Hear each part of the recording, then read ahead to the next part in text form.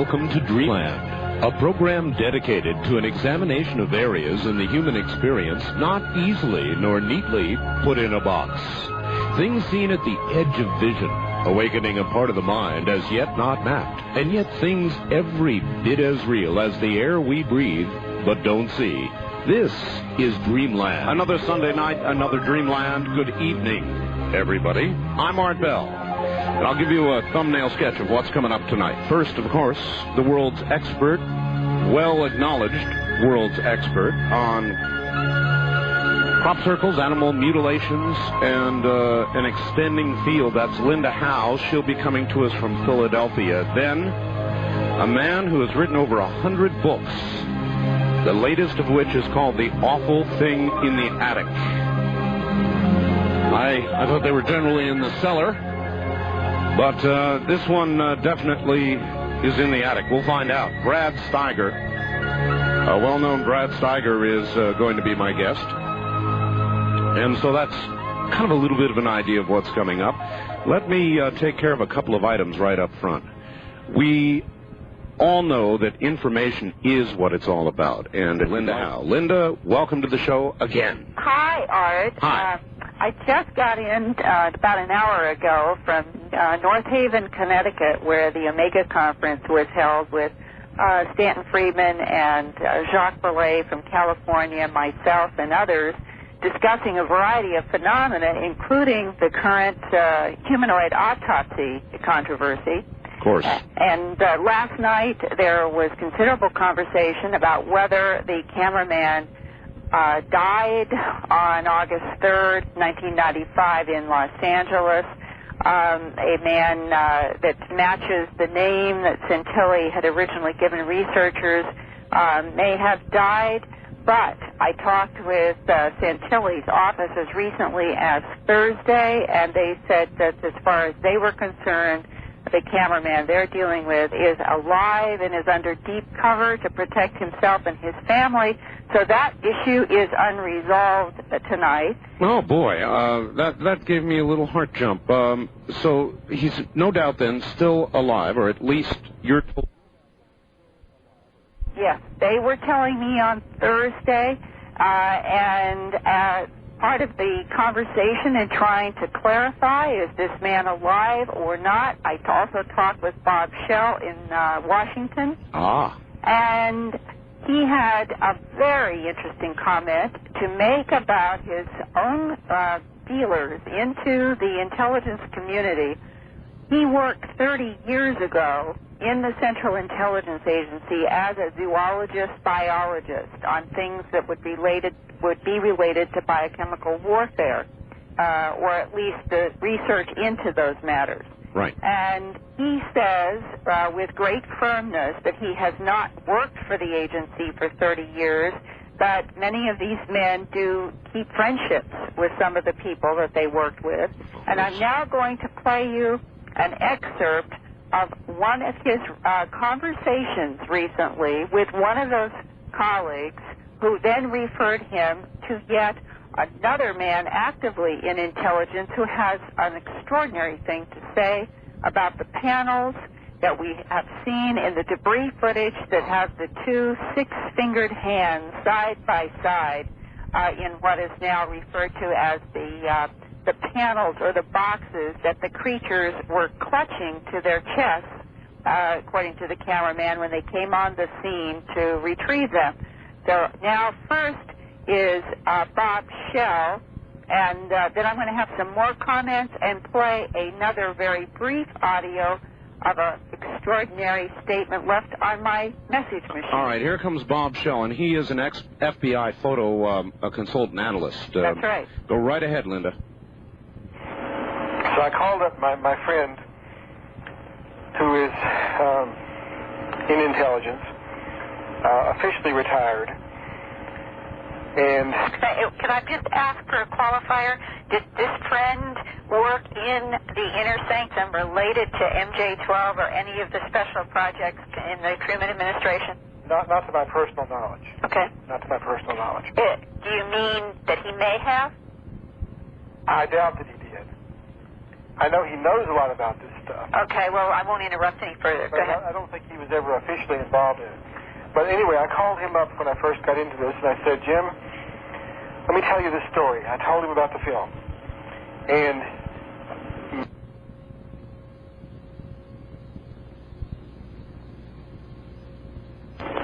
I said, well, maybe it is.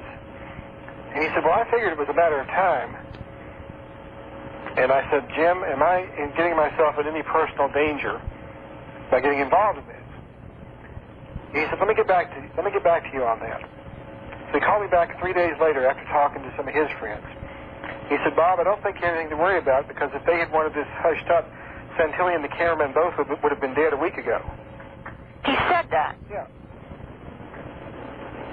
Okay. And so, based on that assurance from him, I went ahead and got involved in it. And I have had no sign that anybody is monitoring me, following me, nobody's threatened me. I see no intelligence involvement at all, which really surprises the hell out of me. Anything else, any other information that's come to you from sources verifying it in some way? Only that I have talked to one man who was referred to me by my other friend. By Jim. Yeah, this man is an active intelligence officer, very high level, who says that he has personally seen one of those control panels, the things with the handprints. Right. Years ago, back in the 60s. And he said he was peripherally involved in a project that was attempting to reverse engineer them. And what they are is computers. And he said that after all the years of research they had done on them, they were no closer to understanding them than they were the first day they laid eyes on them. And the knobs placed in the palm at the ridges of the lower knuckles, at the tips of the fingers and so forth, they impress one as having some kind of connection to whatever electrical field or nerve impulse there would be. What he said these things are is, the way he put it to me was neuron-based computers. Neuron-based? Yeah, not electronic, but biological in base. Which is very curious, because there's an article in this month's Discovery magazine talking about building just such a thing. Our computer scientists are working in that direction. Now, that is a very interesting and new concept, the idea of a neuron-based biological computer that would be personally keyed to each of the beings, tailor-made so that whatever their hands and their fields and their telepathic neuron connection to those panels would be their direction. And he also went on to say that there is the distinct possibility that each panel tailor-made for each being could not be cross-used by another being, or we couldn't activate them. And it may explain, Art, why in the cameraman's statement he said that he called them the freaks at the crash site were screaming and clutching these boxes or panels so desperately to their chest. Absolutely incredible. I mean, that is incredible, Linda. Yes. And the fact that we've been trying to back engineer and that we haven't gotten much further now than where they began 50 years ago says something about the kind of technology involved. I'm not surprised. That's an incredible report. Absolutely incredible. And of course... Yeah, and it goes on because Santilli had told me that in the autopsy on the being that we have not seen, that is under the control of Volker Spielberg in Germany, that the other humanoid had a sort of blemished and shriveled look to the skin, and Santilli had almost, I guess he had just inferred that that was an older being.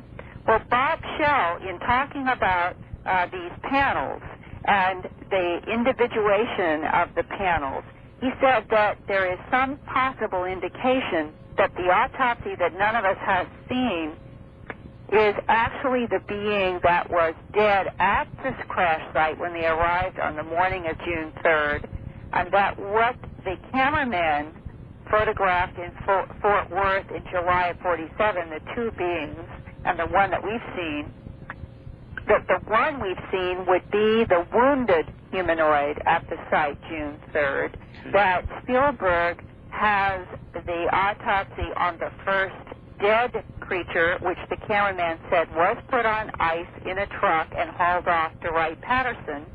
And the doctors who have seen the autopsy on the second one said it could have been preserved on ice and still had that fluid blood come out from the scalpel, leaving two more for a third one to match. The cameraman said he flew back 2 years later in 1949 to do an autopsy on another one, leaving in the Bob Shell scenario one being still alive.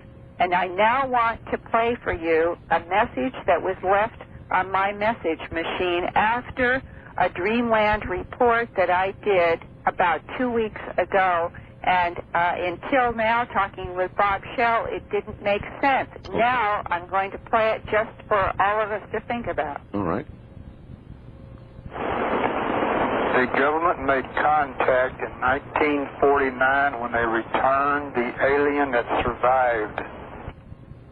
The government made contact in 1949 when they returned the alien that survived. An anonymous message, I take it. Yeah, and... Oh, God. Yeah, now, maybe Shell is right. Maybe there was a fourth surviving being that went back someplace, and that the three autopsies accounted for by the cameraman would be the one dead at the scene, the one injured with the big leg wound, and the third that lived for 2 years. And I'm only putting that out as Bob Shell's hypothesis, but something new to consider as we're all trying to get to the bottom of the truth in all this. Oh, this is amazing, Linda. You know, something that began as more people than not saying, we think hoax, has been building and building and building and building, and the evidence we've been getting every week now has been toppling over to the side of this really did happen. Yes, and one of the men in the audience in North Haven who is a medical doctor, his entire profession, he saw the footage last night. We saw the unedited autopsy and debris footage, and he stood up and said that I know something about the Turner syndrome, which has been proposed as a genetic anomaly. He said, I can assure you that there is nothing in this humanoid that would match up to the Turner syndrome. And we've heard that before, but it was interesting to hear it repeated again from the audience. All right, Linda, give out all your information, if you would, please. This is a remarkable report. I wish I'd taped it. Well, thank you. We can keep doing this more and more. Yes. Like you, I have an 800 number now for people who would like information about my books and videos, and I can give that out. Okay. 800-707-9993. Again, that's toll-free, 800-707-9993. And for people who want to write to me, and you can ask for confidentiality, and I will always honor it. It is Post Office Box 538 in Huntingdon Valley, Pennsylvania. The zip code is 19006. And again, it's Post Office Box 538, and the city is HUNTING. D as in dog, O-N, Valley, PA, 19006. And my fax number is area code 215-491-9842. All right, excellent. Linda, I want to advise you, I have received, just prior to airtime, one of the best stories with regard to Bigfoot, facts that I've ever received, and I'm going to forward this to you shortly. Great, because one of the stories I'm working on is a collection of the Bigfoot eyewitness sightings that I've been receiving also since our Dreamland report. Great. Well, I've got to run, but this will be on the way to you, and believe me, it's worth the wait. It'll be there shortly. Great. Maybe I can do this next week. All right. We'll look for a follow-up. Thank you, Linda. Talk to you. Take care. That's Linda Howe, as I said, acknowledged to be the world's expert on crop circles, animal mutilations, and deeply involved, as you can hear, in this autopsy business. And by the way, the wreckage photographs, I repeat, the wreckage photographs, to include, listen very carefully now, the panels that Linda just talked about, a very, very good resolution picture of those panels, and the bar with the glyph on it, are available on our bulletin board service, which is open now and 24 hours a day. You're welcome to go in there and download one photograph, GIF file, actually, every day, free of charge. That number is area code 702-727-1709. 702-727-1709. Author of more than, I know it's unbelievable, but 100 books on the strange and unknown. Here he draws upon his 40 years as a psychic researcher to select the eeriest, spookiest, scariest true stories from his own investigations and from his extensive files of the paranormal and mysterious. Steiger and his wife, Sherry, live in Forest City, Iowa, with cats, ghosts, and Scandinavian pixies. We're going to have to find out what those are. But his latest book, which I do not have a copy of, by the way, is The Awful Thing in the Attic. But you can well imagine that with over 100 books under his belt, that's hard for me to imagine, 100 books under your belt. At any rate, Brad Steiger coming up right after the break. Let me just tell you very quickly that my book, The Art of Talk, is, hopefully you've got a pen and pencil there now. My book, The Art of Talk, is available to be ordered right now. Will be shipping this week. Shipping this week if you order now. In addition, I poured my heart and soul into that book, and I think you're going to love it. It is of the highest quality. It's a hardcover book, and you can order it right now, throughout the night, if you can get through. The number is 1-800-864-7991. Take it down. 1-800-864-7991. Now, when we come back, it's off to the strange world of Brad Steiger. This is something I've been waiting for some time to do. A large honor indeed to interview Brad Steiger. It is next.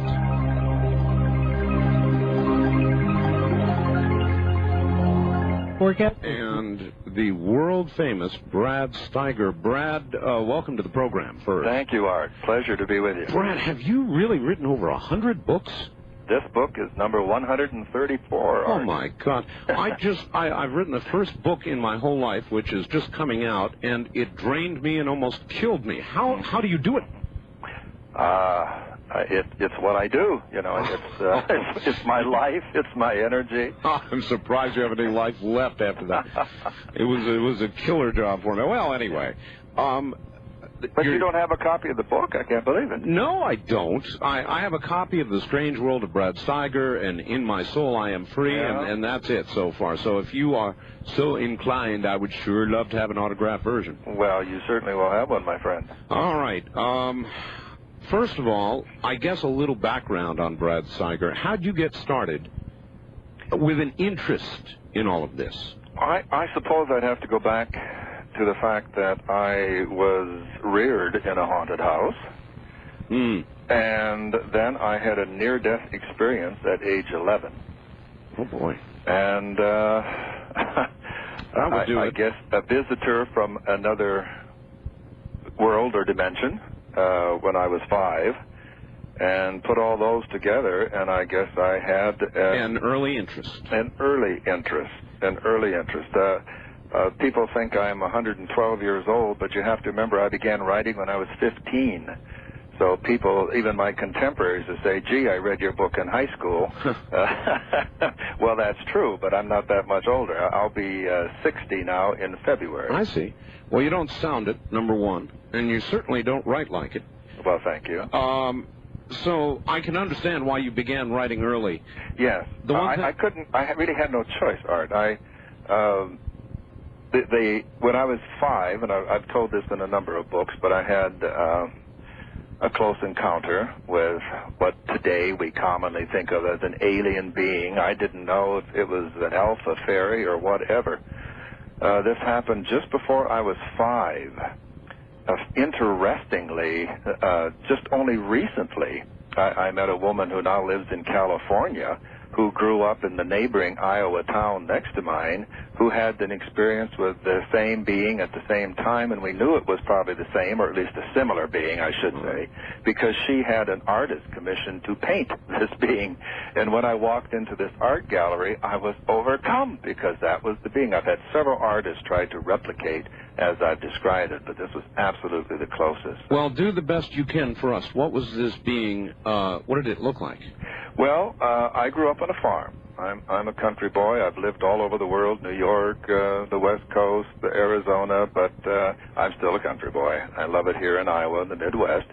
So I'm used to seeing, at that time at age 5, Art, I was used to seeing my father in his coverall. So I was awakened. I wasn't awakened because I'm a night person now, you see. Your producer said, better take a nap, you up to be midnight. I said, I don't go to bed till 4:30, you know. All right, good.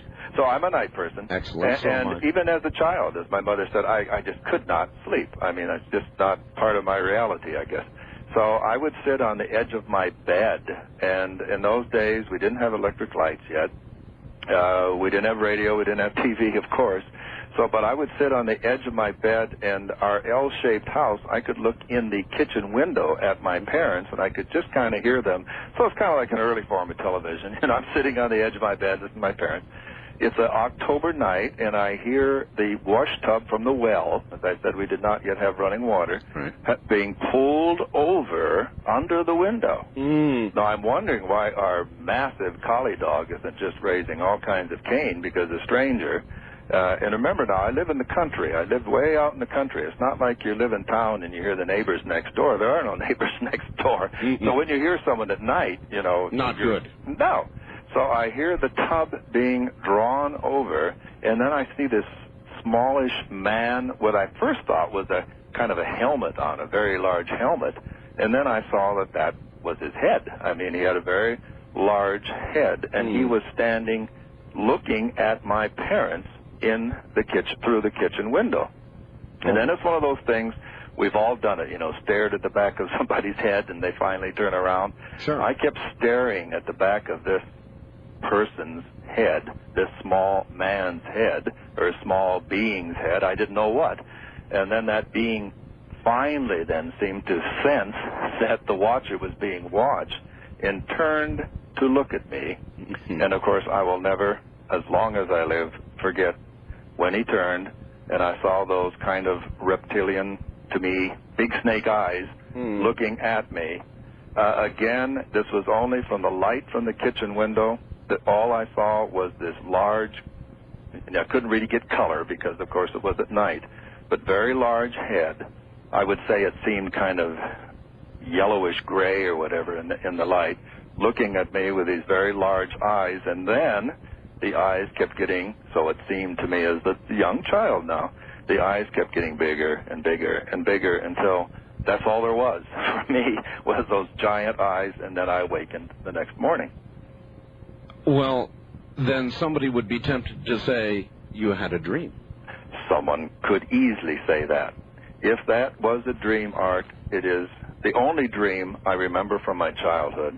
It's a dream that I remember with crystal clarity to the age of nearly 60. It's a dream that comes back to me very often. And then, of course, I had this woman who was the same age as I am, that I met and did not know as a child growing up because she lived in the neighboring town, and she moved to California when she was rather young.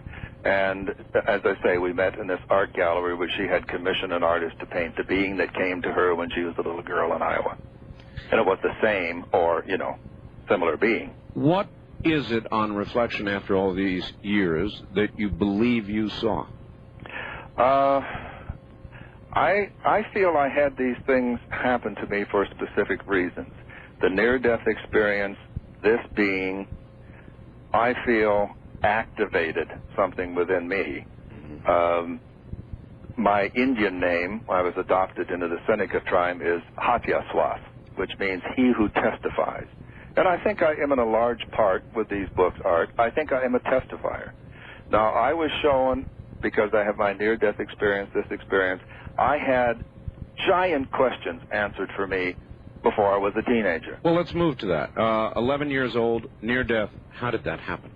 That happened in a very severe farm accident in which, the word was already out to prepare the funeral type of thing. That my father and my uncle decided they had nothing to lose. They were going to try to go all the way to Des Moines, where they heard there might be someone who could patch me together again. What happened to you? Can you tell us? It's extremely gory. I went through a piece of machinery that completely could have decapitated me, really scalped me, and crushed my skull. Oh, my God. So again, this was on my parents' wedding anniversary. So we were hurrying to get the chores and the work finished so we could go out to eat that night and so celebrate their anniversary. And this is how they ended up celebrating. So they decided to make a run. And again, I was in and out of the body. I went up to first a beautiful light. And then I realized that I was dying. And again, the classic, I'm too young to die. I'm 11 years old. Mm-hmm. And then I thought of my mother. My mother, how's my mother going to receive this? And I was instantly beside her. I thought of my friends, and I was instantly beside each one of them. I was free of the limitations of time and space. In pain? No pain. Absolutely no pain. Then, as I said, I was out of the body. If I came back to my body, I would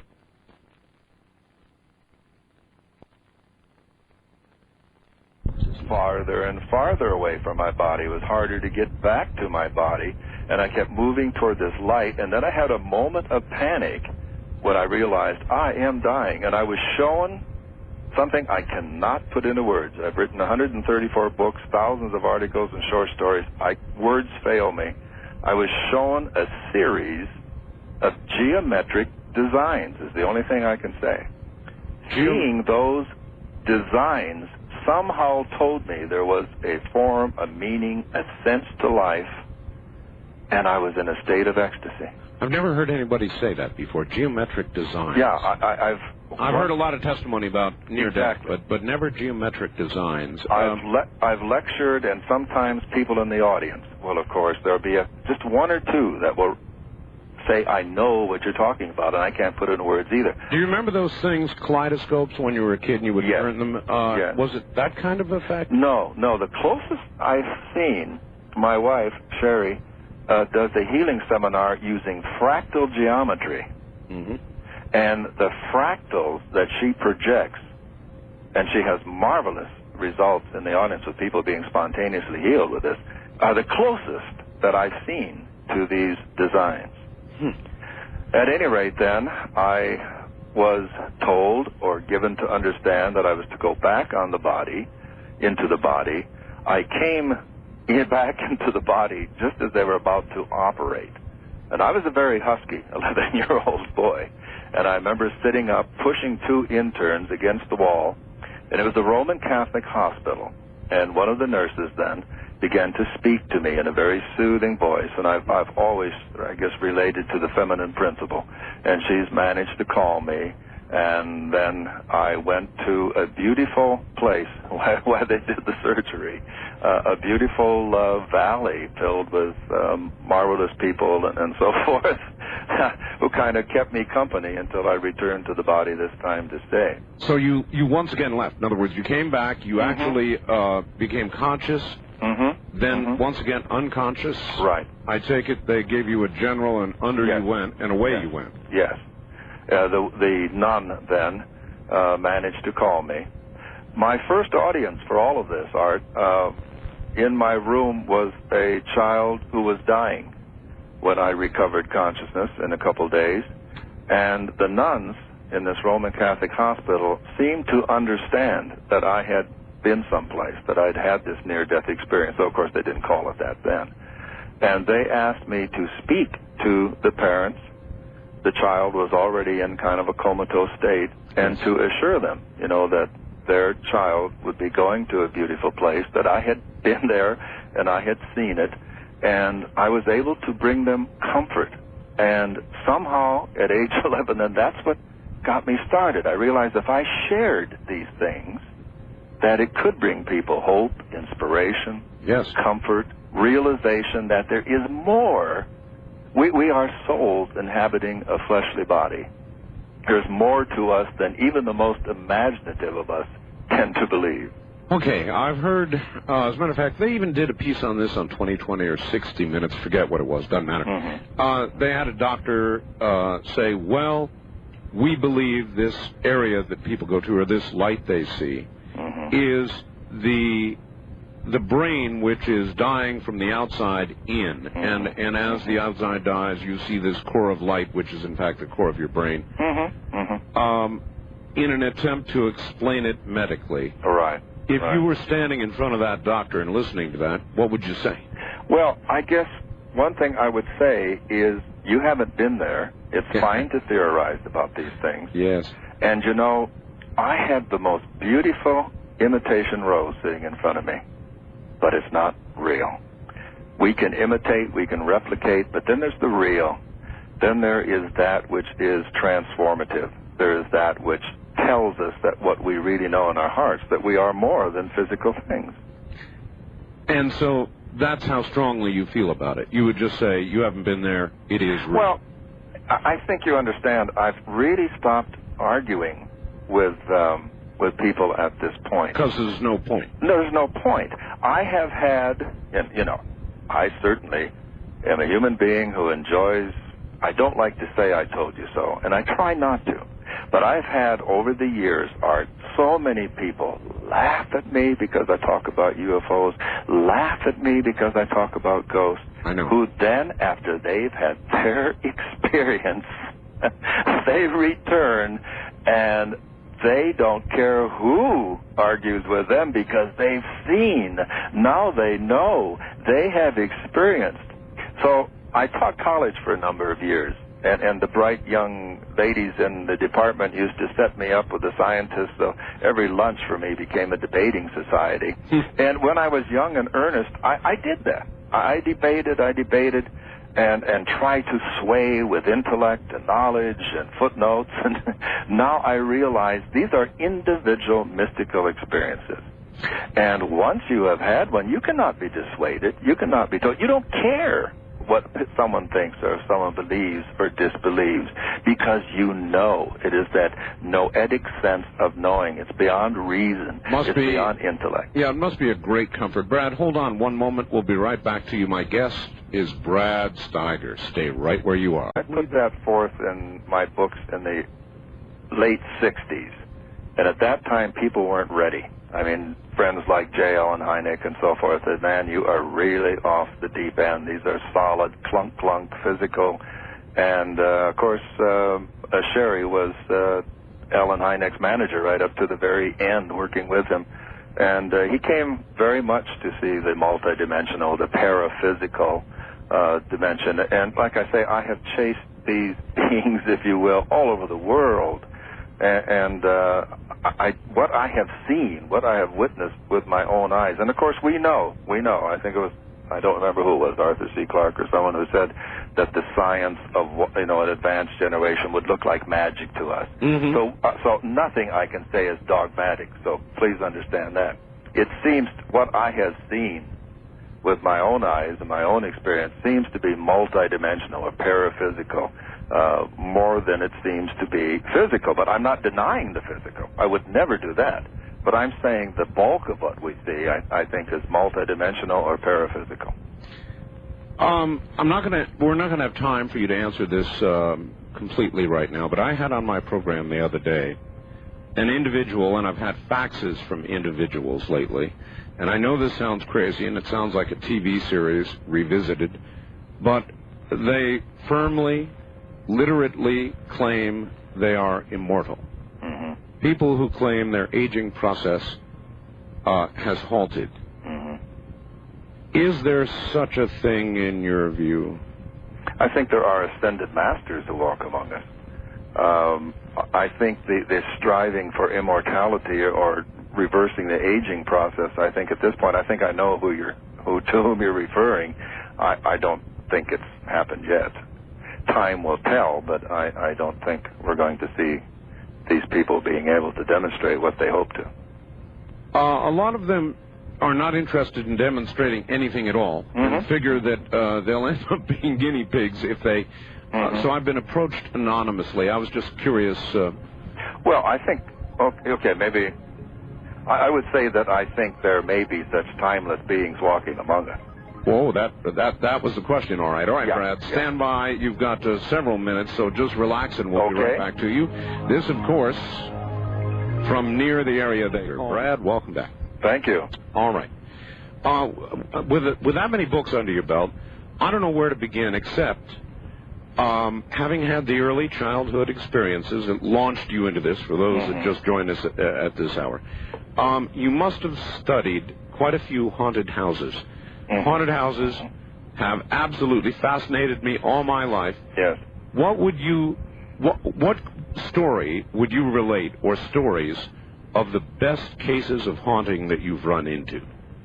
Well, I would probably have to... I'm not good at choosing the best when I've been involved with so many. I know you understand that. Sure. I would relate probably, maybe kind of do a pastiche here. All right, good. What I've tried to do in this book, this current book, it is a collection of some of my favorite hauntings.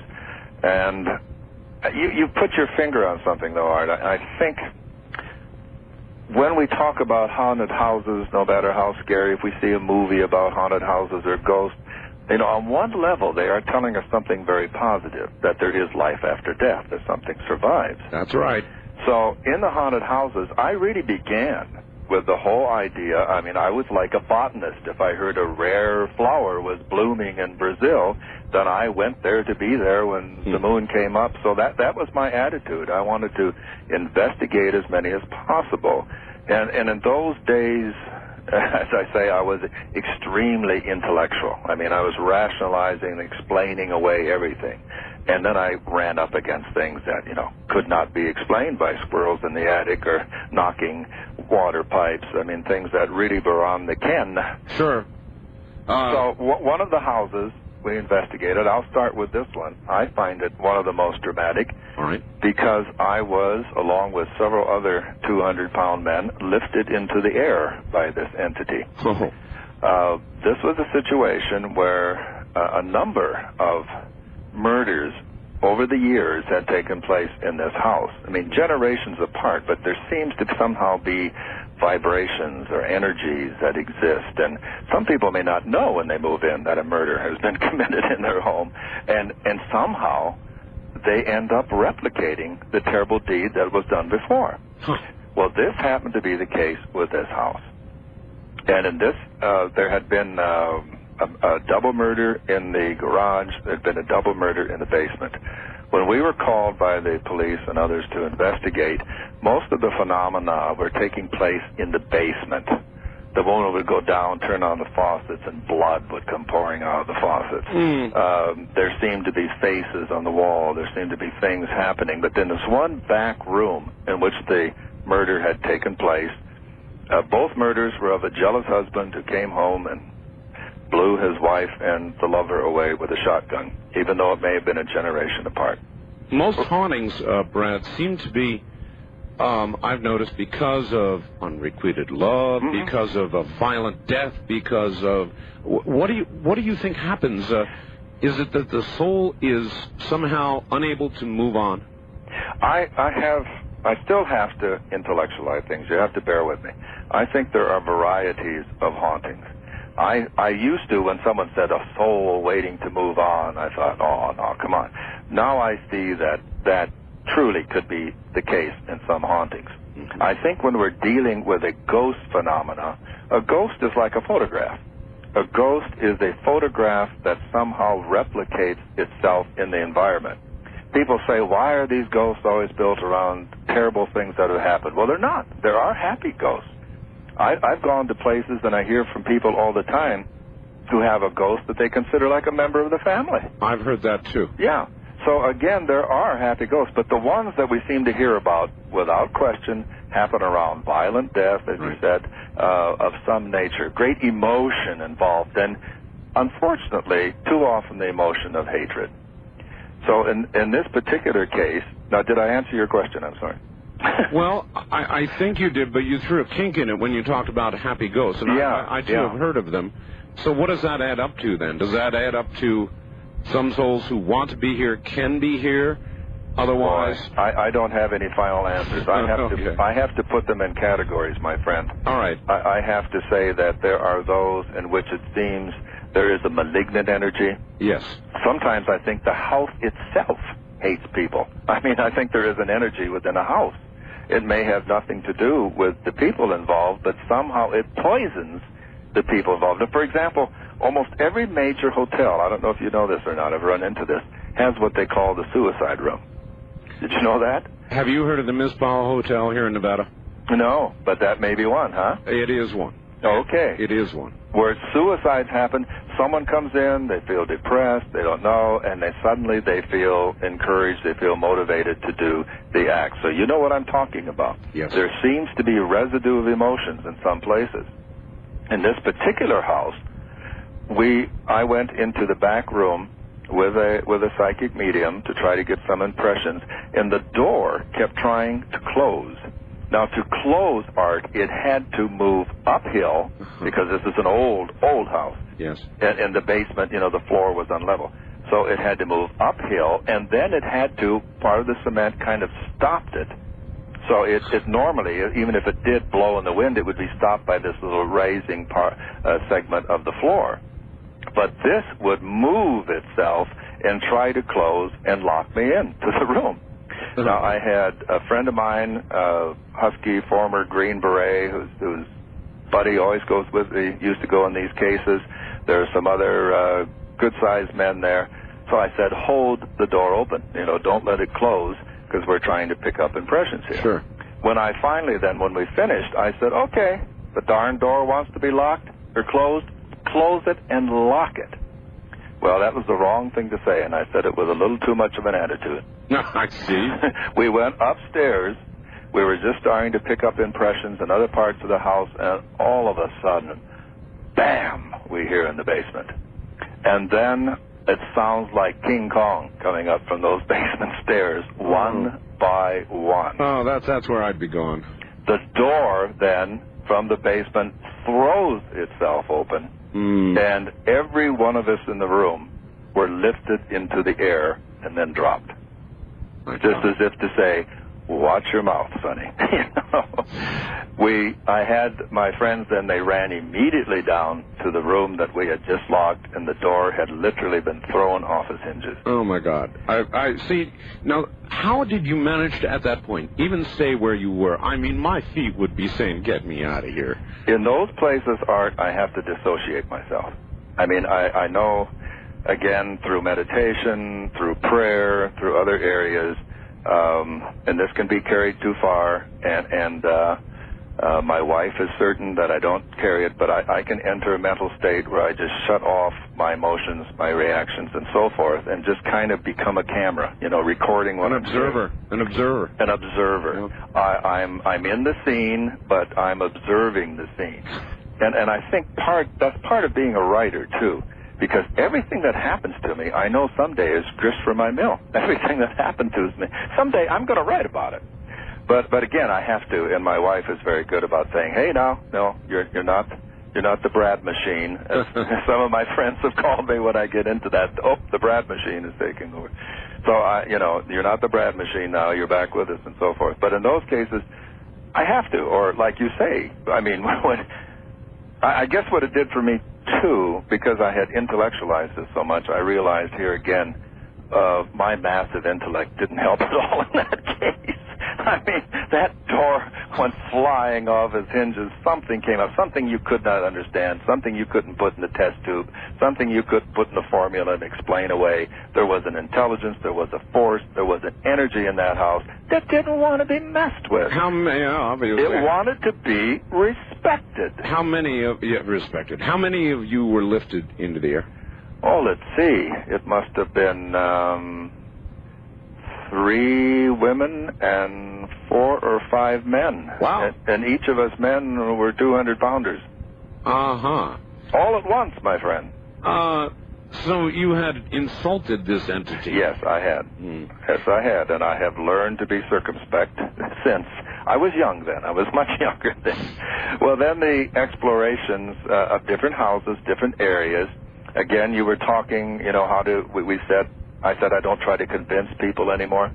There was this one, the house, again, originally the police asked us to investigate at the time because so many phenomena. This was a marvelous home, beautiful home in which a former local politician had lived, and when he passed away, his 2 maiden daughters lived there until their death.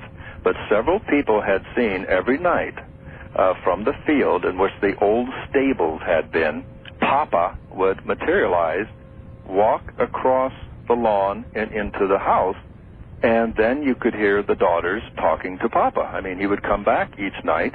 To them, who now were getting up in years themselves, I suppose to them they simply went back in time, and it was Papa coming in from checking the horses and having a normal evening with them. So we investigated. The caretaker was very cooperative. The police officer who had put me onto the case, was a good friend. He'd taken crop circle pictures for me. He'd taken he was the eye in the sky, Sure. the traffic airplane cop. Yes, of course. The eye in the sky. Right. So he was going to be with me. He was the one that had set that up, and I say he's been very cooperative, providing me flying different places, investigating UFOs. He suddenly had to be somewhere else that night. He was shifted in his duty roster, and a police officer took his place who thought we were all crazy. So he was with us during the day and thought, he just never resisted a chance, Art, to give me the needle. So that night, we're standing out there, the place where Papa is supposed to materialize or has been seen.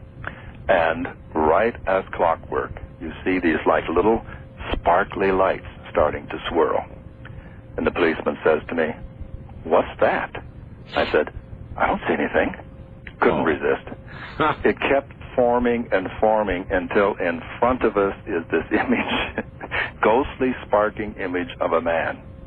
And the police officer is going out of his head because I keep saying, "I don't see anything, officer." I couldn't resist because he's been giving me the needle all day. So just at the time he's pulling out a service revolver, I say, no.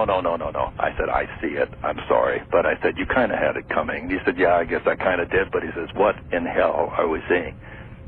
That's the first time I've ever put my hand in a ghost. I couldn't resist because the image was so tangible, like a hologram being projected. I'm sure shooting at it would have been poorly advised. Poorly advised, but I did stick my fingers into it, and it was a tingly, cold feeling. Like we feel the cold spot in haunted houses. Kind of like I've got on my spine. Brad, hold there for just a second. Oh, boy, if that doesn't raise the hackles on the back of your...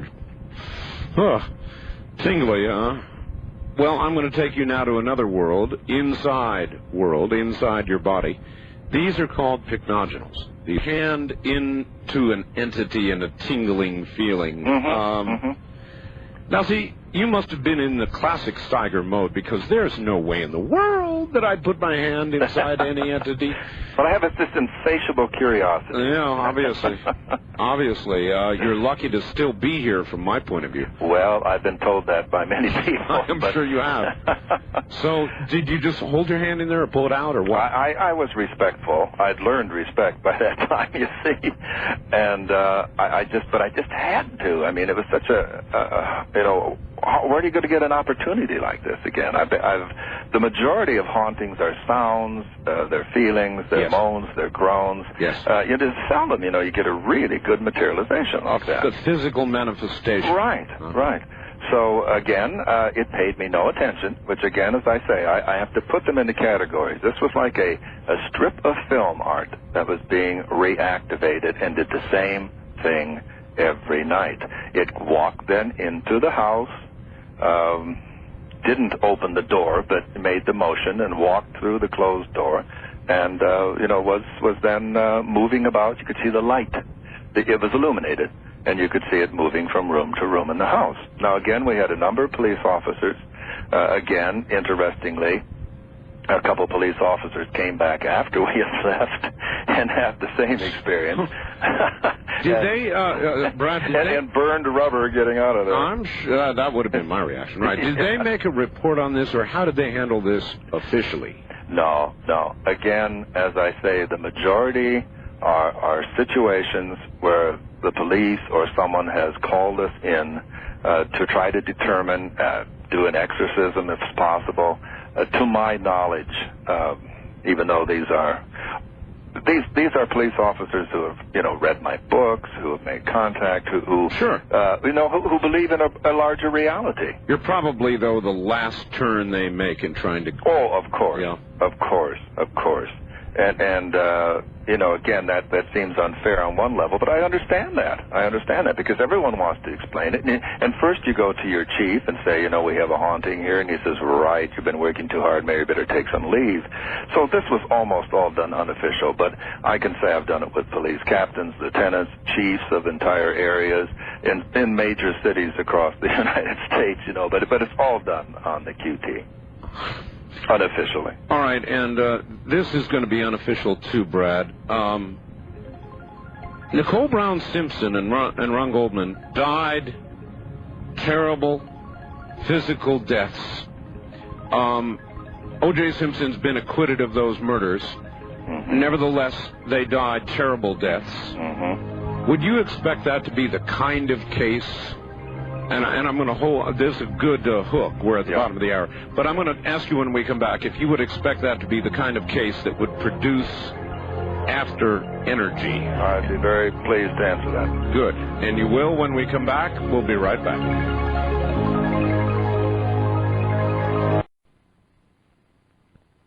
Let me get it straight now. Young woman is going to what is the music. Okay, just give me a minute now. Anyway, she goes to this particular office, and much as the case you related, suddenly when she goes there, it is not. She even looks out the window. It's not the campus of today. It's the campus of many years ago. A woman is sitting at the desk, smiles. A very tall woman, a very elegant woman, stands up, walks toward her as if to say, "May I help you?" And I think it was in what is now one of the music rehearsal or practice rooms, was at one time then part of the administration. So finally then, she was so convinced she had gone back in time when she described it. So eventually then, in a couple generations old yearbook, they found the woman that she had seen, who was a faculty member and described as very statuesque. And it was the picture of the woman she had seen. They were able to trace it. They were able to go back. So here again, she had literally walked back in time. I've had other cases in hotel rooms where people, again, have walked onto another floor where obviously it's another time. It's a fascinating area. Is it worth trying? If somebody wanted to actually try to travel in time, I remember how it was done in Somewhere in Time. Eliminated every possible reference to the current modern world, and then went into a state of very strong concentration and in despair, and then finally at the right moment, of course, he did travel in time. I wonder, do you think that is possible? I think it is possible. Now, we did it through hypnosis. We did this live on television. You did? Yes, we did. ABC, if I may mention. You may.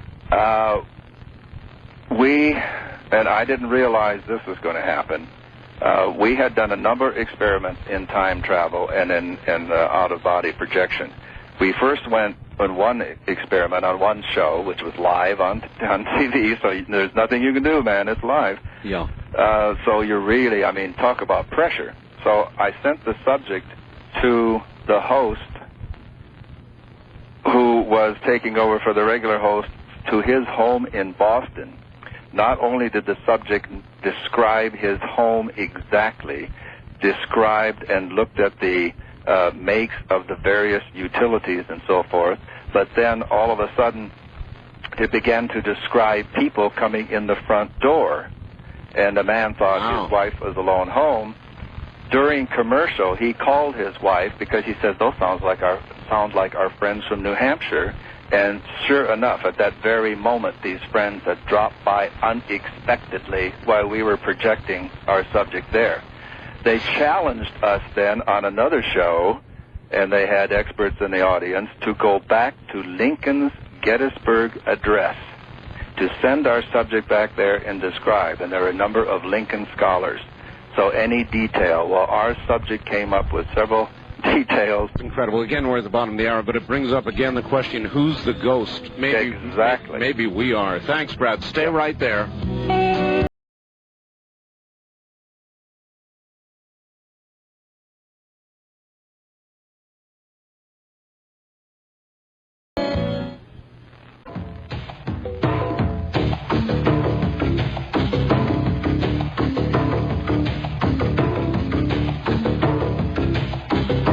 This hour of Art Bell was recorded for rebroadcast at this time. Please do not call.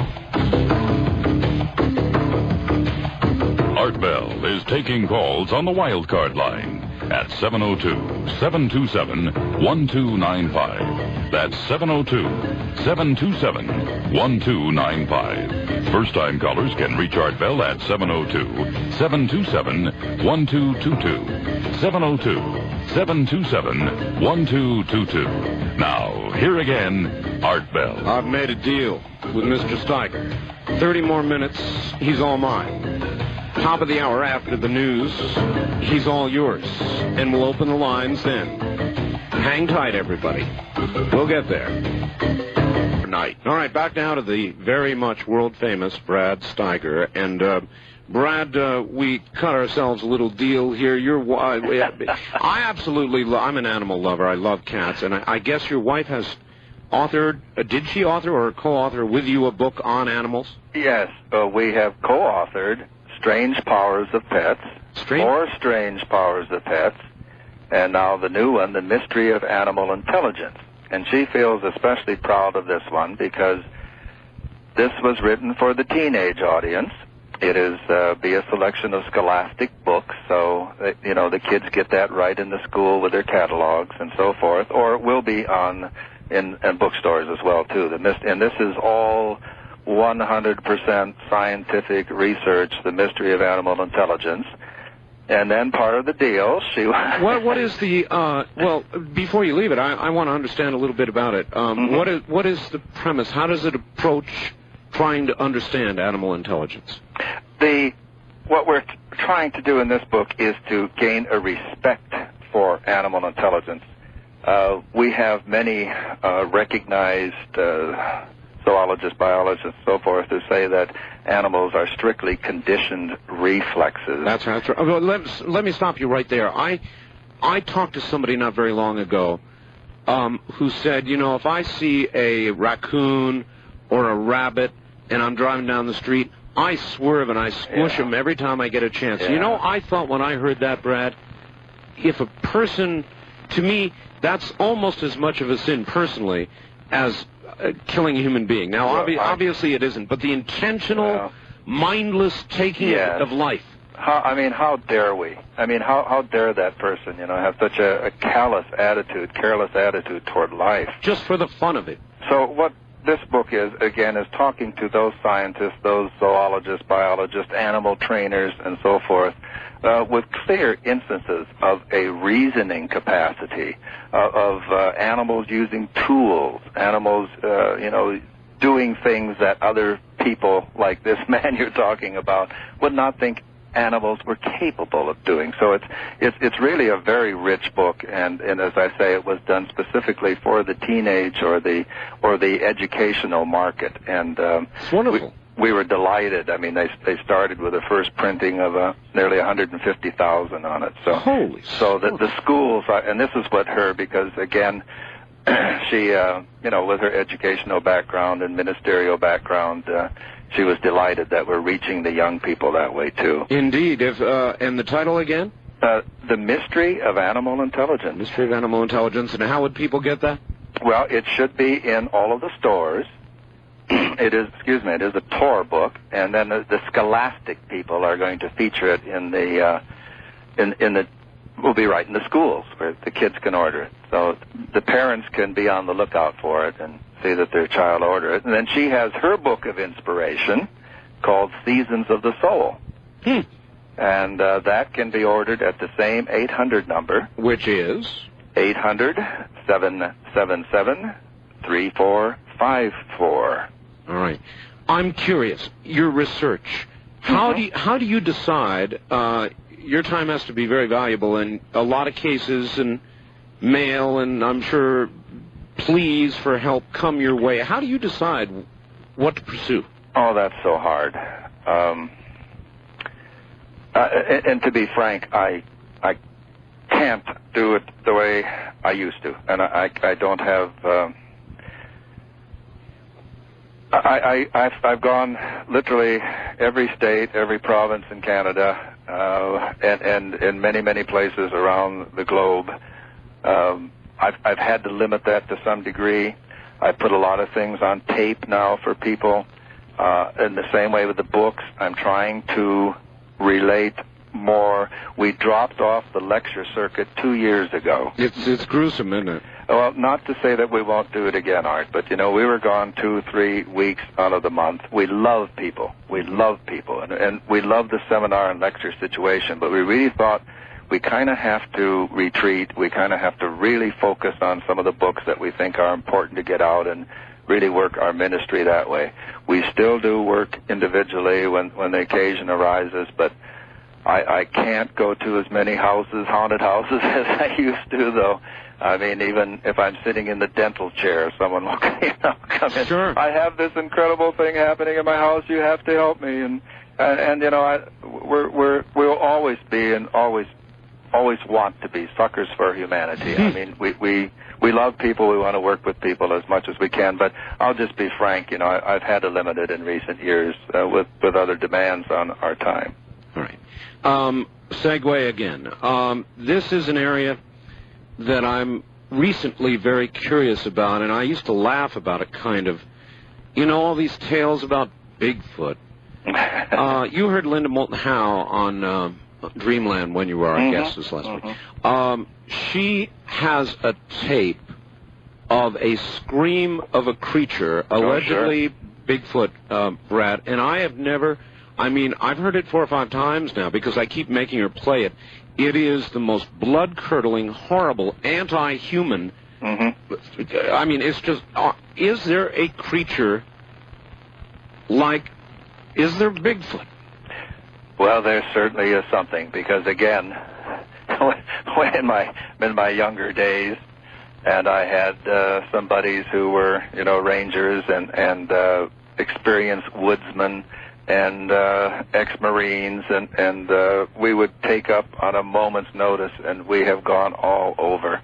And I've heard him, and I've smelled him, and I've found the droppings, and I've picked up the hair, and we've been in situations where people, there were 30 men with 30-30s and 30-06s ready to go out.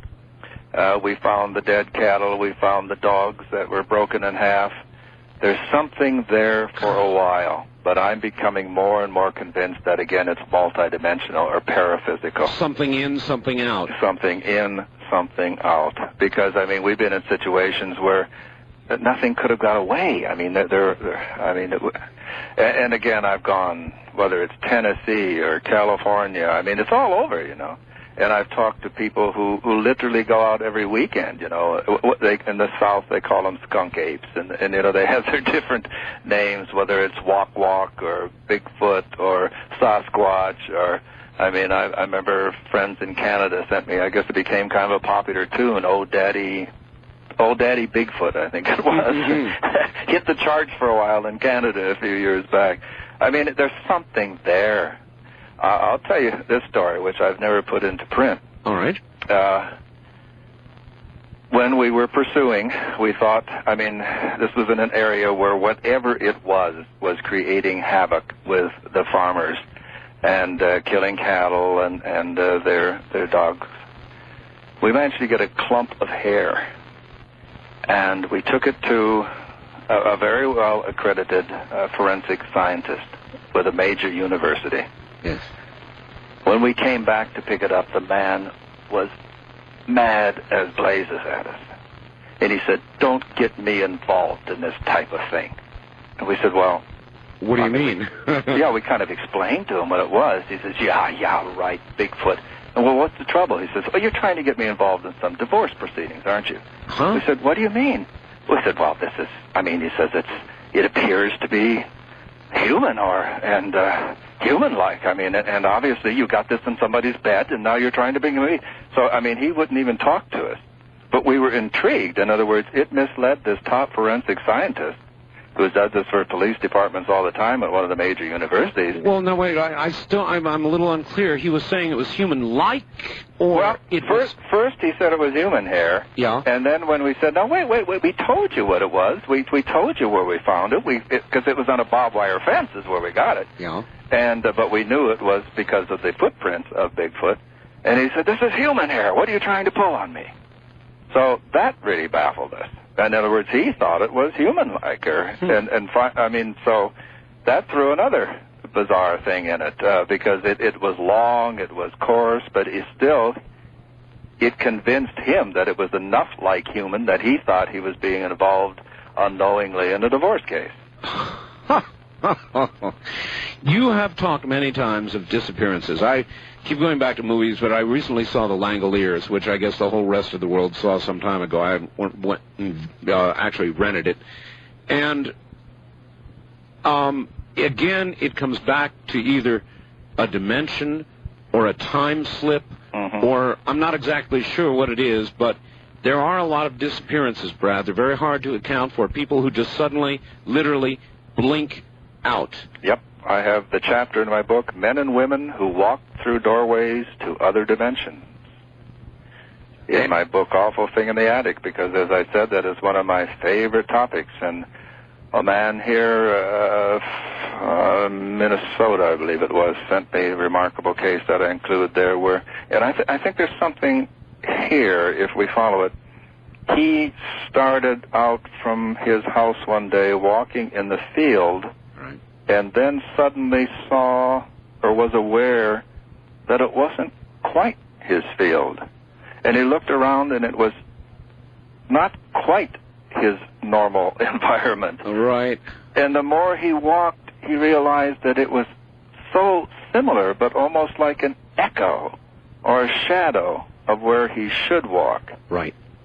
Now, again, I think we can link this in with the legends of the wee people or the elves. I think there is that Middle Earth. Again, quote, around Middle Earth, but that other dimension, that magic theater that is all around us. I think we can walk into those dimensions. Okay, and do you wrap a lot of this into that Bigfoot Loch Ness? Well, I think so. The little people. Again, the pictures, the photographs, like I say, we have the droppings, we have the hair, we have the footprints, but we don't have the entity itself. I remember years ago when, are you familiar with the name Bernard Hevelmans or Ivan Sanderson? I am not. Well, Bernard Hevelmans is the Belgian scientist who has written a number of books on cryptozoology. Yes. Ivan Sanderson was one of my mentors. He was a regular on the Gary Moore morning show. He was the zoologist that came on like people do, whether it's David Letterman or Johnny Carson. Yes. In an earlier time, it was Ivan T. Sanderson, who was a world-renowned, he was originally from Scotland. He was a zoologist.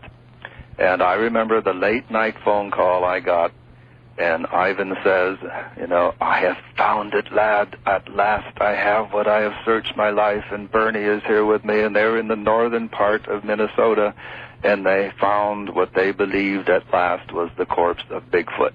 Wow. Now, suddenly that became involved in one of the most incredible mysteries. Whatever happened, now I saw it not too long ago on Unsolved Mysteries, and there was someone portraying Ivan and Bernard, and again, it ended up, they thought it was a mask from Planet of the Apes from Hollywood.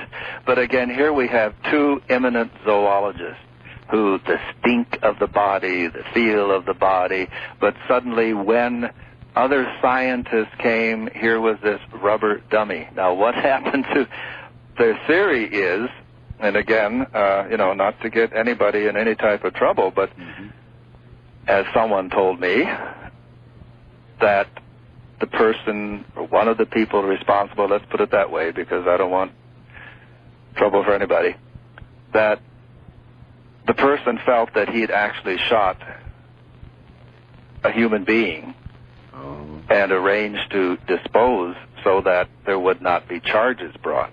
Also, of course, it is unlawful to display a corpse. So this person may have felt that he was going to get nailed on 2 counts and did the switch. But I know that Ivan and Bernard and a few others, eminent zoologists, were in large sense discredited and in some sense never recovered. And it wasn't, Ivan didn't live long after that experience. You know Professor John Mack, I take it? Yes. John Mack has gone through tribulation recently with Harvard, which was attempted to tamper a bit with his credentials. They were actually bringing him nearly up on charges for investigating the alien abduction or abduction syndrome. And I guess I wanted to ask you a little bit about that and put you out on the same sort of limb regarding people who claim they are taken. Brad, what do you think of this? These people that keep claiming that they have been taken into spaceships, they've been taken into the Earth, they've been taken by alien beings or beings of some kind. I think, again, I started writing about abductions in the 60s, long before it was popular, and I became very unpopular in research groups for writing about it. People felt I shouldn't deal with this, that it was nonsense. Makes people angry. Yes. Now, of course, it's almost de rigueur, Yeah, that's right. I don't have too much patience with those who claim that, 40 million people have been abducted. I think certainly that phenomenon is a very real one. I think most of the cases happen, again, on the mental level. I think in out-of-body type experiences. There are so many similarities between the abduction experience and some near-death experiences, for example. Oh, it's true, but I'll move you from there right into the hardware phase. This is from Rick in Reno. He says, Art, I don't know if you're aware of this, and I wasn't, but Brad co-wrote Al Bielek's book, The Philadelphia Experiment and Other UFO Conspiracies. Actually, I think he probably did about 90% of the writing. And Rick would like to know how much credibility you attach to the Bielek story. I've interviewed Al Bielek.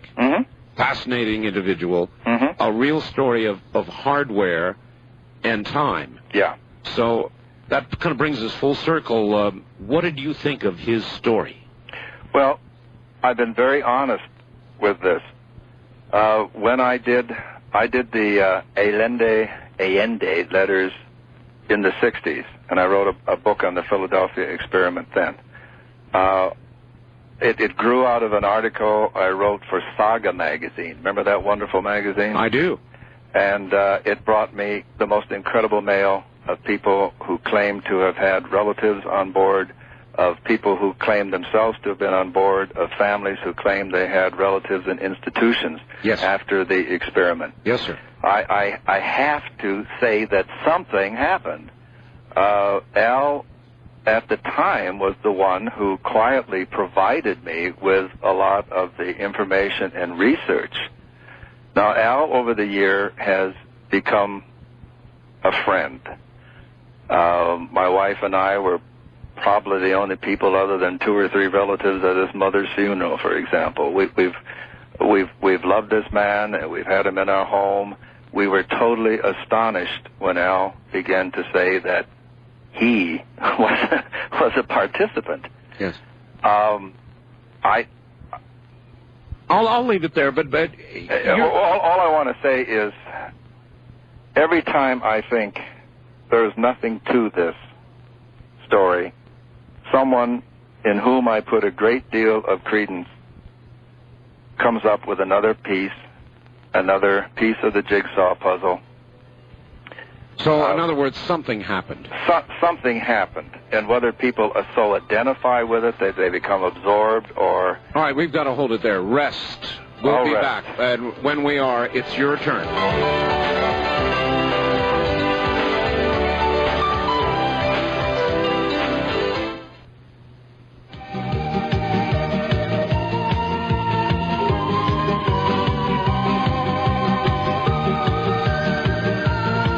This hour of Art Bell was recorded for rebroadcast at this time. Please do not call.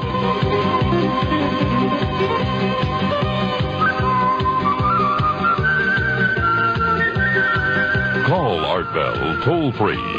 West of the Rockies at 1-800-618-8255. 1-800-618-8255. East of the Rockies at 1-800-825-5033. 1-800-825-5033. This is the CBC Radio Network. It certainly is. My guest, the incredible, the world-famous Brad Steiger. Psychologically, or who brought in discordant energies that really raised Cain. And I've had this happen with Phi Beta Kappas. I've had this happen with Dean's List A students who, again, thought intellectually they were superior to all this nonsense, yes, and just were almost psychologically destroyed. So I say, don't play around with it. Suppose somebody said, all right, fine, I take it seriously. I want to try to examine this world as Brad Steiger and others have done. I want a serious approach to it. How do you then advise them? We're not going to party it up, but we do want to try a seance, or we do want to try a Ouija board or something like that. Then what would you say? Well, again, I'd be terribly arrogant if I said no one else should approach it that way but me and a few others. I would never say that, because I think this enters into an area of what I call personal shamanism. I think that we all have these abilities. I think that we have the ability to reach out and touch higher intelligences, but this must be done again with prayer. Shaman friends of mine, who fast before they try this, who fast, go through a period of discipline, who go through prayer. I think it requires, I'm serious, I think it requires that same kind of attitude, that you become ministers, so to speak, that you become priests, that you become shamans, that you really approach this area with that kind of seriousness and that kind of responsibility. Mm-hmm. And then you have every right as a sovereign entity for you to expand your universe as well. Just move carefully, cautiously, move carefully. Move carefully. West of the Rockies, you're on the air with Brad Steiger. Good evening. Hello. Hello. I'm hitting mute here. All right. It's about symmetrical objects, and he's seen. I believe that's possible. I think there might be like mandalas. Very much like. I did not at the age of 11 know mandala, but certainly I have seen some mandalas since that did resemble some of the Sufi art, even some Persian rugs, if you will, have come somewhat close. And I wondered if maybe some of those rugs were designed in an altered state of consciousness, Yeah. I'm kind of a symmetrical being, my right half and left side are, they do things like I'll get a pimple on my right cheek, and a few days later it'll appear in the left cheek, same side, Oh, I've heard of people like that, yeah. Yeah, so Where are you? Am I a symmetrical being? Where are you? Mr. Symmetrical. You could be. Where are you calling from? Boise, Idaho. Boise, Idaho. Mm-hmm. All right. Brad, this also occurs to me. Mm-hmm. That's the reason that call resonates with me. I'll get a little skin mark on one side, then I'll get it in the same place on the other. Interesting. Interesting. What physically could you're not a doctor, I'm not a doctor. But No. What could explain that? Again, I think it is your innate desire to be in balance.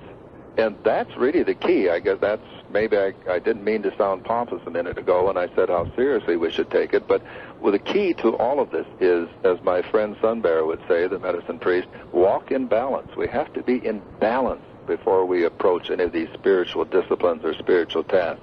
I think you may have within you, my friend, just an innate desire to be in balance, which expresses itself even in physical rashes. Boy, did you hit that one on the head. East of the Rockies, you're on the air with Brad Steiger. Hi. Hi, Art. Where are you? My name is Larry. I'm calling from Abilene, Kansas. Hi, Larry. I just wanted to say something about those the images, the concentric geometry. No, we're getting a lot on that. Okay, Larry, let's hear it. Well, I've experienced something like that myself. By the way, I'm also a Seneca Indian. So I see. Okay. But I get images like that whenever I'm in a feverish state. And it only happens not just the fever, but when I'm sleeping and feverish. So definitely I know exactly what you're talking about with those images. And isn't that something? So few people have responded, and suddenly, look at the feedback we're getting tonight of people who've had that experience. I really appreciate your calling, all of you. All right. I interviewed Robert Monroe of the Monroe Institute. Mr. Monroe speaks of multi-levels of ascension. Is that your view of things? Are there multiple levels of ascension? Oh, boy, I think there almost have to be, Art. I've always avoided terminology like that. I try to keep everything as simple. But we have to use words. We have to use words. Certainly when you're in that, non-verbal state, when all of this comes together in eternal now, but then you do have to try to translate it. And I think there have to be levels. Just as I believe in powers and principalities, I believe in hierarchies. I'm reluctant, and there's one part of me, again, that mean, cold, intellectual part that doesn't want to, and then there's the part of me that experiences and explores that says you have to. I mean, you have to somehow try to put it. Maybe you're dealing with the infinite, but you do have to put it in finite terms if you're going to communicate. All right. Are we at, do you suppose, the lowest level? In other words, in our physical bodies, are we at the lowest level? Is everything up beyond us, or are there lower levels, or what do you imagine? I know I'm asking for a lot of speculation. Sure. I think there are lower levels. I think it is a really nifty thing to be a human being, but I think so few of us recognize our potential. And what I try to do in my books, if I don't sound presumptuous, and I hope I don't, is to get people to explore their potentials. I don't care. I've been to lectures where someone stands up, I disagree with you. I said, but did I make you think? The person said, yes, you did. And that's what I'm trying to do, is get people to explore their potentials, to realize that they can be so much more than they ever believed they can be. So I don't think we're at the lowest level. I think we're at a lower level than the higher beings around us. But I think we really are a transitional species. I really think we are the link between ape and angel. All right, hold it right there. And from St. Paul, Minnesota, Lynn would like to know, Brad, whether, a big fan of yours, by the way, whether you have read a book called Nothing in This Book is True, but It's Exactly How Things Are by Bob Frizell. I don't think I've read that one, no. Because he discusses, you might want to, he discusses the same sort of geometric patterns that you've been talking about. Okay. So here it is. It's just a flood of information. You say it, Gordon Michael Scallion says it, and all of a sudden we're flooded. Yeah. Let's try a quick call, see if we have time. West of the Rockies, you're on the air with Brad Steiger. Good evening. Hi, Art. Hi, Brad. Hi. I'm calling from California. Okay. And I met Brad in 1983 at a Dick Stutzman conference in Arizona, and he told me that I was telling him some of the things that had happened to me, and he told me to write about it. And I am a writer, but I find that I always have a writing block when it comes to the abductions that I've had and other things.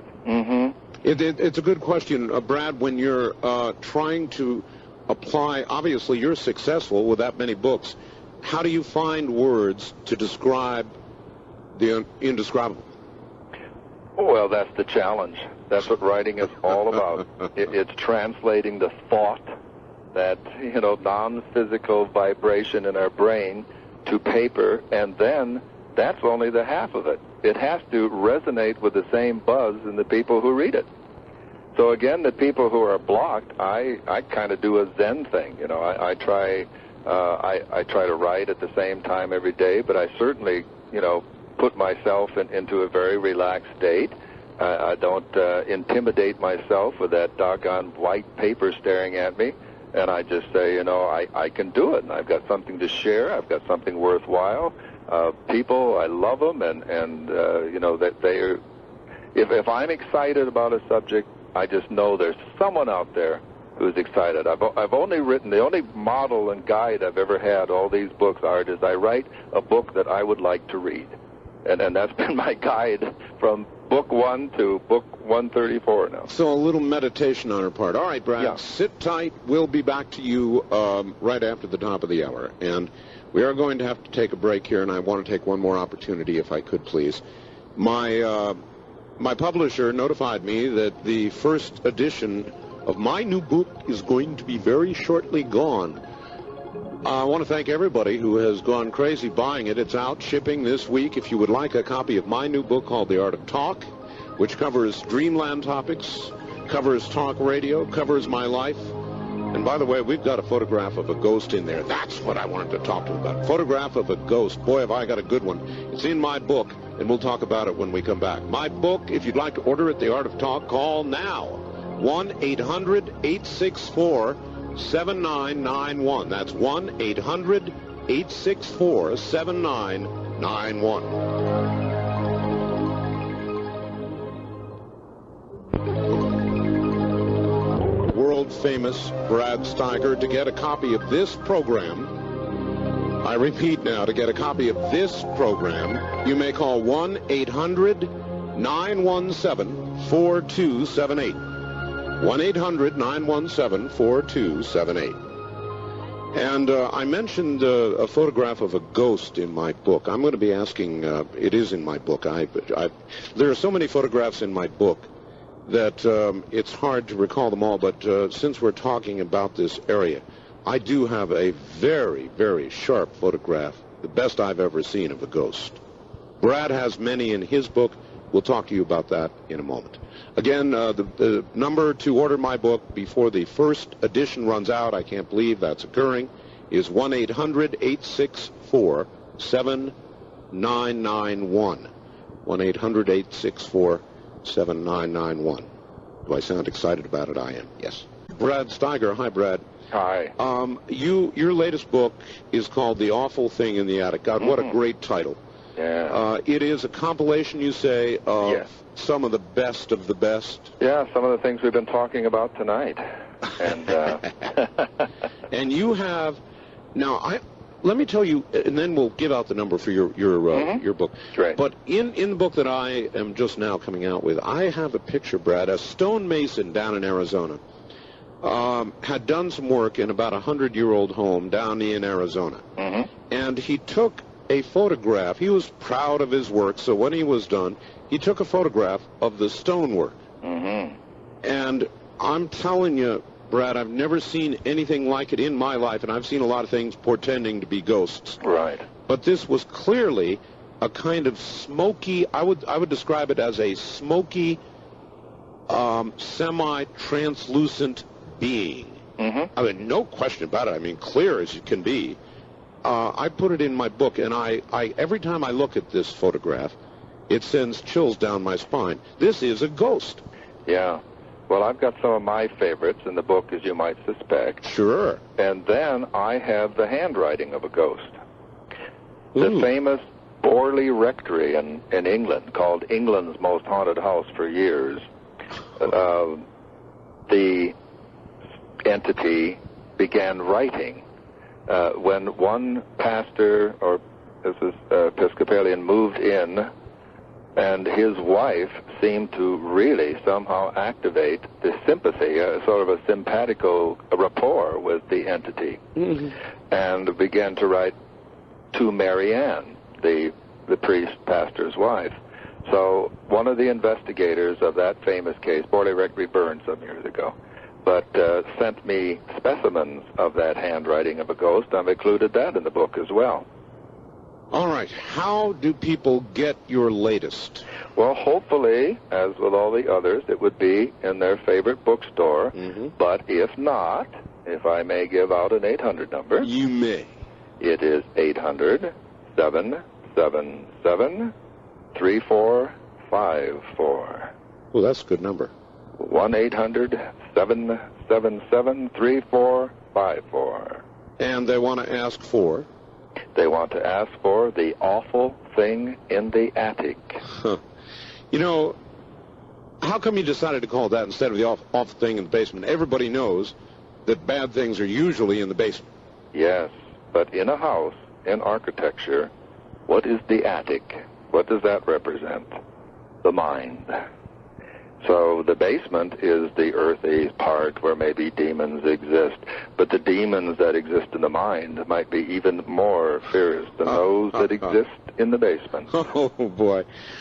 You wouldn't go so far as to say that the better things are in the attic and the more evil, darker things are in the basement? That would be one level, but if we look at it architecturally, the attic would represent the psyche or the mind or the soul. So part of the book is also symbolical art of saying, you know, we have to keep our attic clean. All right. Back to a couple of calls. East of the Rockies, you're on the air with Brad Steiger. Hi. Hi. Just a thought. You were talking about the geometric images earlier, and I was wondering if there might be any connection between them and crop circles. All right. Where are you, sir? Abilene, Kansas. Abilene, Kansas. It's a good question, Brad. It is a good question. These were so colorful and so intricate. Now, I have seen some very intricate crop circles, but who can say? Who can say? Maybe this is the primum mobilium. You know, maybe that's what I touched, and maybe that's what's showing up in the crop circles. Have you seen images? That's an interesting thought. Have you seen images of crop circles that remind you of the shapes you saw? No. The only thing I've ever seen that reminds me, as I say, is these fractal geometric designs, fractal geometry. All right. Here's one that was inevitable. Hi, Art. Love the show. Calling my friends to let them know how to tune in. Now, please ask your guest who he believes Jesus was. Jesus is whomever you wish him to be, whoever you want him. This is a powerful entity in his past. To me, Jesus is our photograph of God. That's wonderful. West of the Rockies, you're on the air with Brad Steiger. Hi. Yes, hi. Brad, years ago you wrote an introduction to a book written by Paul Twitchell called In My Soul, I Am Free. And for the listeners who don't know, Paul Twitchell is an out-of-body traveler a la Robert Monroe.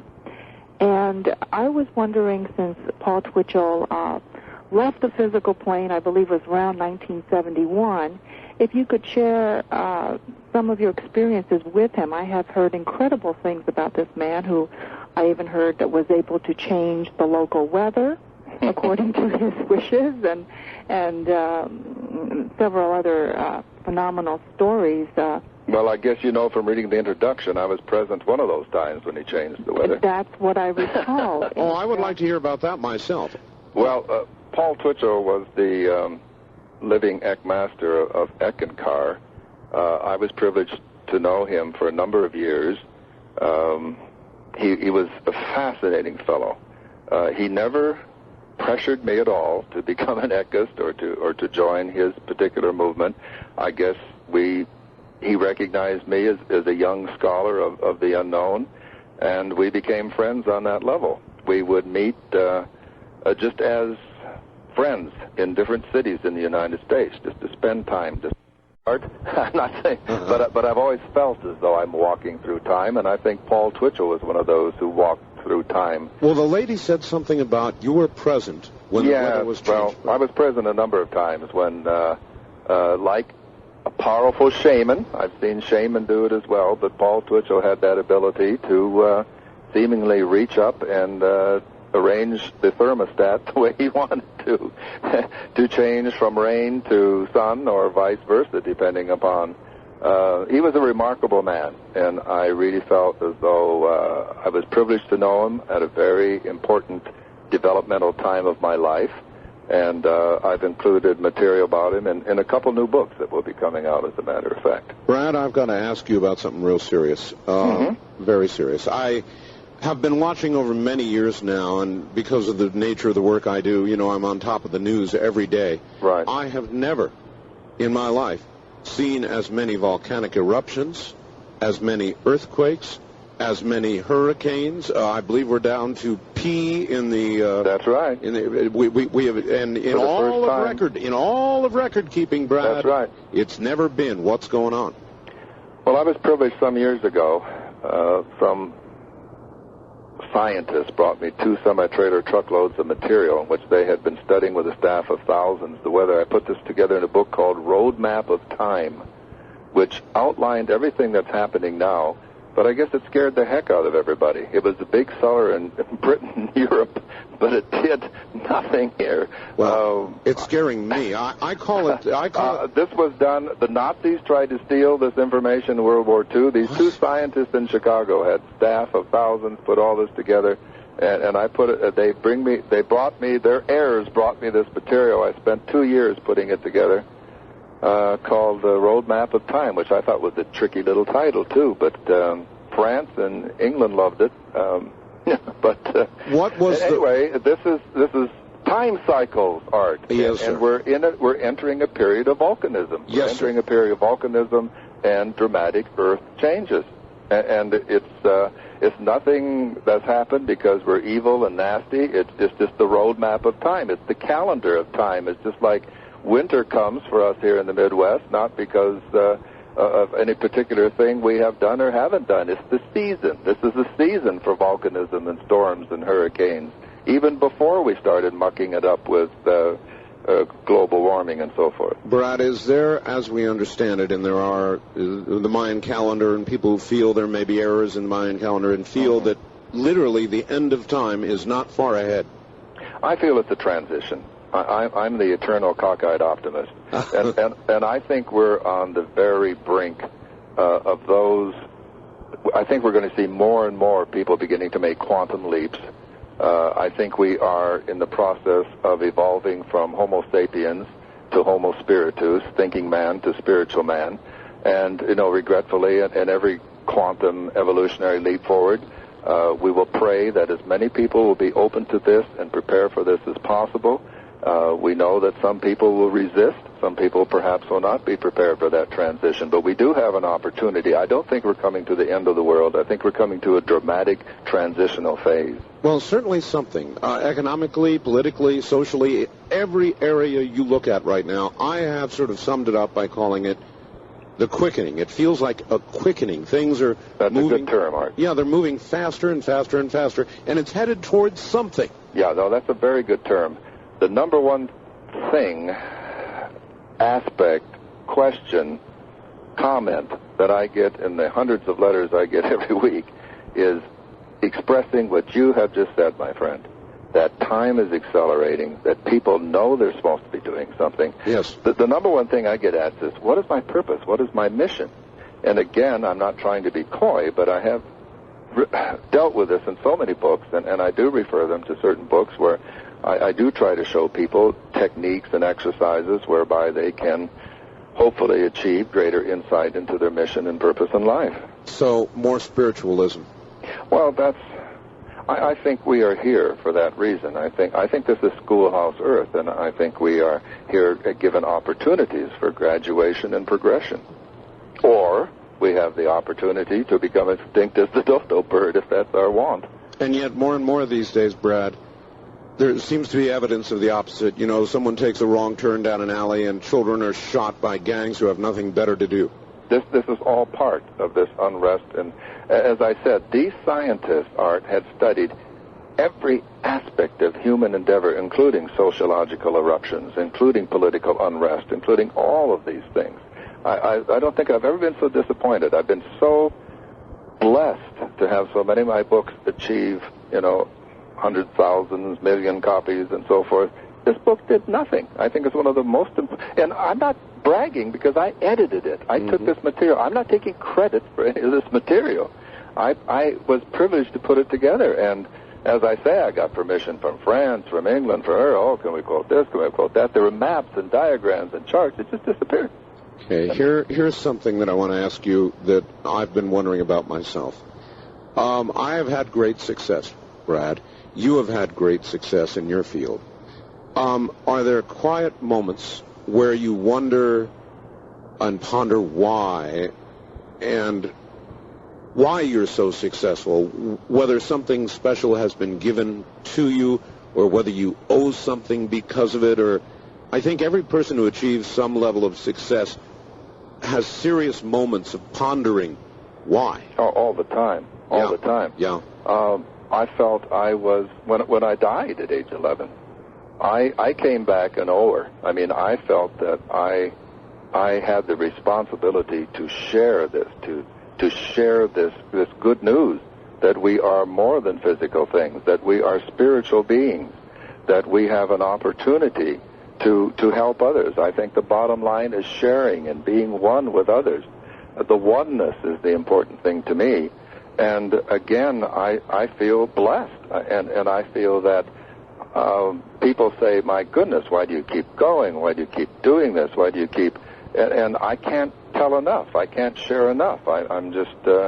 and fortunately, my wife is the same way. She had near-death experience as children. She is an ordained Protestant minister, and I guess we are both just on fire with the zeal of sharing. This is our mission. See, we look upon it as a mission or a ministry, but I think people will agree, and I get wonderful letters saying, we're so happy, you're so objective, you don't push, you just present. And that's what I try to do, because I mean, if I sit down beside someone who says, I have the only answer, I have the only way, I know I'm going to get off that bus. I mean, I'm not going to go on a bus trip with someone who has all the answers, the only way, the only purpose. Those people worry me as well. Stand by, Brad. We'll be right back. A little bit of business, and we'll be right back. Back now, a couple minutes for the bottom of the hour. You there, Brad? I am here, Art. All right. Let's see if we can get a couple calls in. Okay. East of the Rockies, you're on the air with Brad Steiger. Hi. Wait a minute. Let me do that. Okay, now you're on the air, I think. Hello. Hello. Where are you? I'm from Illinois. Illinois. On satellite. All right. Hello, Art. Yes. Mr. Steiger. Yes. You mentioned a Mr. Sun Bear. Yes. Who I believe established the Bear Tribe Medicine Society. That is correct. Who believes that a cycle of civilization is coming to a close. Mm-hmm. And you are familiar with the Hopi prophecies of a day of purification. Most certainly. And the coming of the blue star Kachina. Mm-hmm. And there is a strong belief amongst the Hopi Indians and other Indian tribes that this Hail Pop could be a fulfillment of their prophecies. Oh, now you have, what tribe are you? I am just researching. All right. Okay, because you picked up a tribal accent there. I was trying to figure out which one. I thought so, too. Brad, there is a big comet on the way called Hail Bob. You know about it? Mm-hmm. Mm-hmm. Could it be this blue star?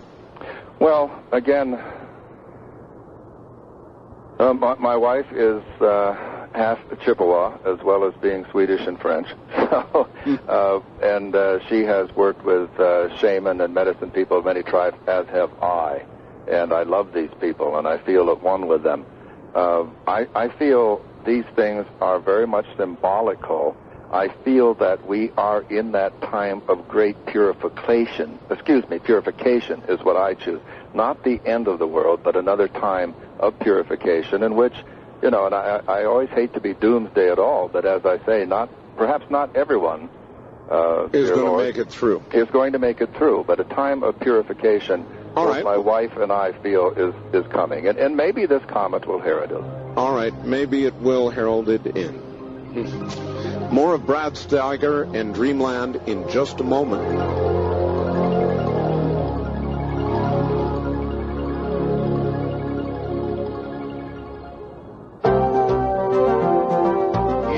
let's say, exaggerated. Uh-huh. I presume that you try to be very careful about exactly that when you're relating accounts, for example, in the awful thing in the attic. Exactly. All right, very good. Somebody's been waiting a long time here. First-time caller line. You're on the air with Brad Steiger. Hi. No problem with the call. My name is Jack, calling from Olympia, Washington. Hello, Jack. Hi, Jack. Mr. Steiger. Yes. I'm wondering if your familiarity with an author by the name of Brandt, B-R-A-N-D-T, Kyle from Berkeley, California, published The War in Heaven, 1989, Stone Press, called SR Press. He, like yourself, has an attention toward, addresses the importance of attention in manifestation and how it empowers the manifestation. And that perhaps there might be, rather than a field of daisies at the edge of the cliff beyond that, in empowering manifestations and the cultural symbols that we pay attention to, and aside from, rather than the idea of perceiving conflict as empowering the dark side, rather than acknowledging that there is a war in heaven and that this time of transformation might be a final contest. All right. And that this is, he names it the invisible college, that which would further our race and help us to transform, and what he calls a group of spirits or manifestations called the elementals that have hung around too long and begun to pervert and feed, harvest human attention through our symbols. Well, you're absolutely right. You've read enough of my books to know that I have dealt with exactly that topic and that theme very often, and very much believe that that there is a war in heaven, if you choose to put it in those terms, that there are powers and principalities, and that we, as human beings, may indeed be the prize, and the prize of war, so to speak, the spoils of war, if you really want to be denigrating, I guess, to some people's ego, and so I very much believe that. A British author, you said something about a staggering amount, Art. He has written a book called The Dark Gods, in which he refers to the Steiger effect, which in one of my books I say, again, how we deal with negativity is to confront it, always being cautious and so forth, but how, we must drive it back. So I definitely, I don't think I'm familiar with this particular book. Again, please forgive me because people send me books and things. I love it, but sometimes I can't always keep up. But certainly the caller is right. My wife and I have dealt with that particular theme in a number of our books. Well, if it is a war and we are the prize, seems like we ought to be rooting for one side or the other, eh? Well, and that's the ticklish part, because by their works you shall know them. But again, as my wife always says so well, how does the negative, the dark side, present itself? It will never present us as ugly monsters. It's always going to be the seductive, beautiful things of that they will throw at us to delude us and seduce us. Well, so it requires balance. Okay. It requires discipline and discernment. Try this on for size. I'll let it haunt you the way it has haunted me. All right, my There is a friend of mine, the son of Bill Lear, John Lear. I'm sure you've heard the name. Yes, I know John. On one of my programs years ago, he said something that I'll never forget. He said, Art, it is my feeling, or I've been told, let me get this straight, that when you die or have a near-death experience, the light is a trick, and you should go to the darkness. I could not accept that from my personal experience, Art, but I would translate what John said, because I know John. We are certainly acquaintances. I would interpret that as continual vigilance. As I said, discipline, discernment, and we must be vigilant always. One of my books, I guess, that I resonate with in terms of the title is One with the Light, which as we speak is being made into a pilot film for, hopefully, we'll sell it, there'll be a series, which deals with the near-death experience, but also the entire aspect of what it tells us about ourselves, about what we really are and who we really are, and how to utilize this energy. So certainly I would not say go to the darkness. I would say learn to discern and discriminate who the players are As I've often said, when some people have said, oh, I want to go for a ride in a UFO, and if a UFO lands, I will get in it and go off to this. And I said, well, before you do, ask to see the driver's license. I mean, you want to know who you're getting aboard with. There you are. East of the Rockies, you're on the air with Brad Steiger. Where are you calling from, please? Utica, New York. Utica, all right. Turn your radio off. Okay. There you go. Go ahead, man. I wanted to ask Mr. Steiger his opinion on meditation or transcendental meditation. All right. I guess we've been talking a lot about that. In other words, that is the path to the greater understanding, is it not? Well, certainly meditation, transcendental meditation may refer to a particular kind. I am not conversant enough. My friend John White has written a whole entire book about transcendental meditation. But meditation itself, I think, is the discipline Paramahansa Yogananda Self-Realization Fellowship that I resonate very much with. And certainly Yogananda, speaks